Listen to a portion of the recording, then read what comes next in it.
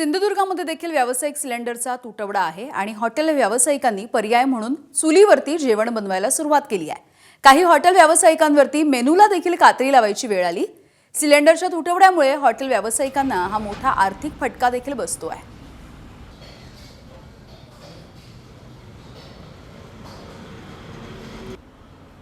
गॅसवर कसं पटकन जेवण मिळायचं, मला फास्ट स्पीड व्हायचा। पण आता चुलीमुळे खूप थोडासा वेळ लागतो। जर सकाळी 11 वाजता काम करायला सुरू व्हायचं ते आता सकाळपासून काम करायला आपल्याकडे 9 वाजता येतं, कारण चुलीवरती तेवढा वेळ लागतो। आम्ही मेन्यू शॉर्ट केलाय, जो लवकरात लवकर होईल गिरायकांना पण पटकन, कारण जाणारे कस्टमर असतो त्यांना लवकरात लवकर मिळालं की बरं पडतं। त्याच्यामुळे आम्ही फक्त थाळी सिस्टीम किंवा थोडेसे आयटम अशा मेन्यू खूप शॉर्ट केलाय। नेमका जो आमचा 100 मेन्यू होते त्याच्यात आम्ही फक्त आता 15 ते 20 मेन्यू फक्त चालवतो। एबीपी माझा, उघडा डोळे बघा नीट।